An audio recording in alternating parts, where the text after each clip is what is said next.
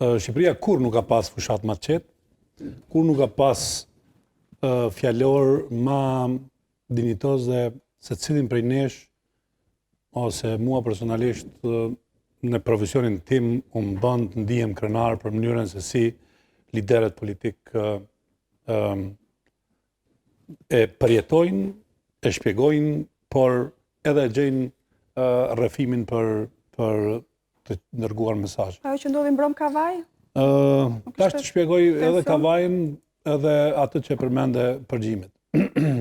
Por natyrshëm nëse duke hequr presidentin e vendit cili është jashta normës së komunikimit të fushatës zgjedhore, e gjitha është për lavdrim, jo vetëm për Shqipërinë, por është lavdrim për regionin, ndoshta edhe më shumë.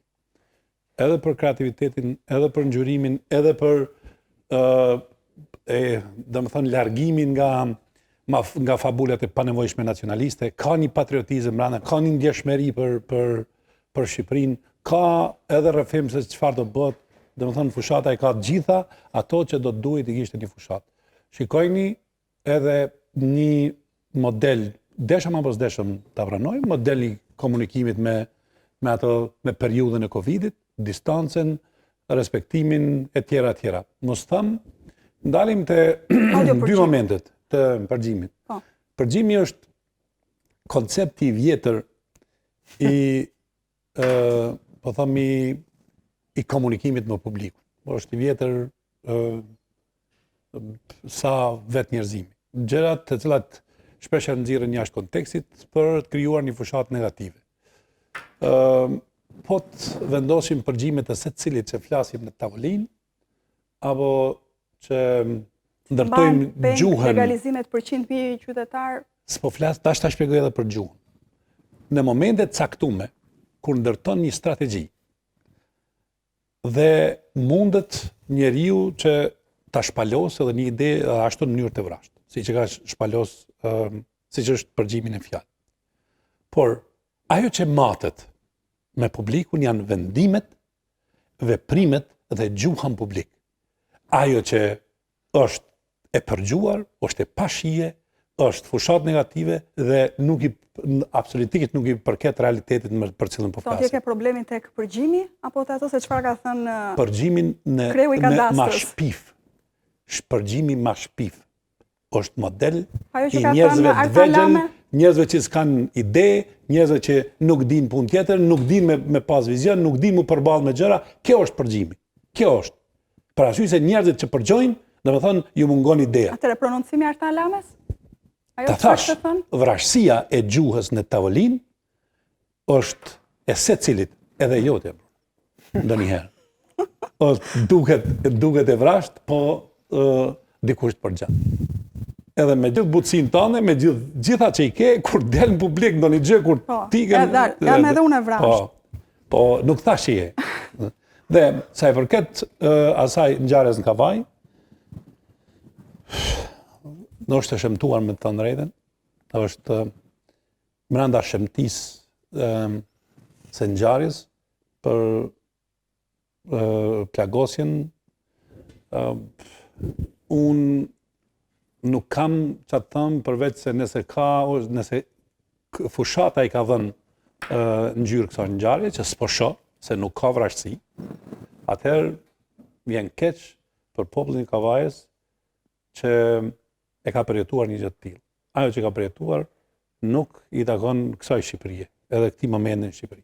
Kaq mund të them sa i përket fushatës, shikojini dhe unë rrallëherë gjej momente kur mburrem me shijen e fushatës. Edhe Edi Ramës edhe të Lulbashës.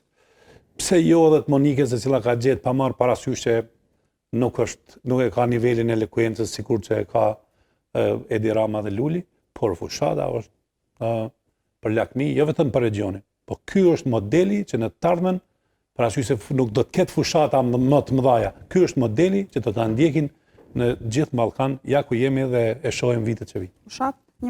Një fushat model. Jo vetëm për fushatën, por në asnjë nga pikat që ngriti nuk jam dakord me Batonin. Fushata nuk është një fushat model. Fushat model boll të dëgjosh dialogjet në distancë Rama Meta nuk është një fushat model. Boll të shikosh që kemi një president të përfshirë në fushat dhe një kryeministër që 90% kohës merret me kundërshtarët dhe 10% me raportin me elektoratin, nuk është një fushat model. Se pas ke pas një fushat, as një pamje. Edhe sot, në Elbasan, po deshe. Kjo kaq për fushatën model.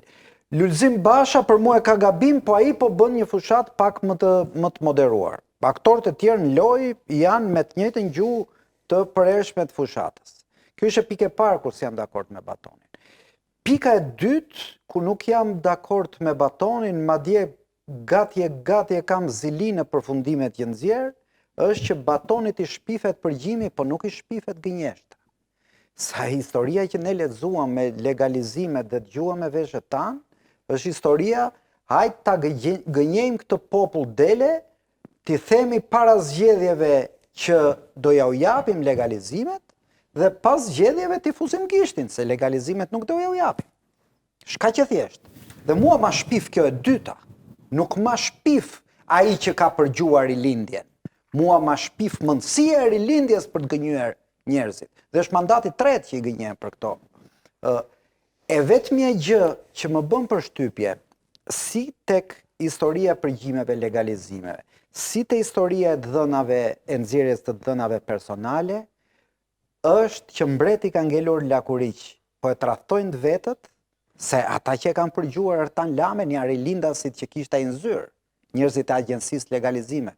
Pra, i ka ardhur aq në majt hundës dhe të vetëve, sa po thonë që t'i nxjerrim në publik mashtrimin e madh që po na vjen nga kupola. Pika e tretë ku nuk jam dakord me Batonin është ajo që ndodhi në Kavaj, është ajo se ajo nuk është thjesht një rast i shëmtuar. Shqipëria, vendi drogës dhe i krimit, nuk e ka në gjë të madhe të ketë në vrasje ose plagosje si ajo për ditë. Ajo që mua ma shpif dhe këtu nuk jemi te fushata normale, është se kur ndodh një krim i tillë, kryeministri i vendit nxiton të thotë që ai që e bëri krimin është IPD-s. Pra një IPD-s ka qelluar një TPD-s. Dhe në fakt, nuk vonon shumë dhe na del fotografia kur ky IPD-s ha drek me kryetarin e PS-s, me kryetarin e bashkisë, me shefin e policisë bashkiake, peshke verë. Pra, jo njeri në Kavaj, po çdo njeri në Shqipëri e di që një PD-ist i thjesht nuk mund të ulet në darkat e kreut policisë, kreut PS-s dhe kreut bashkisë. Pra, ky mund të jetë nga ata gjermanët që vishen si gjerman për t'i marrë për partizan, po ai është bandit dhe ushtar i dim se kus janë falangat e Partisë Socialiste.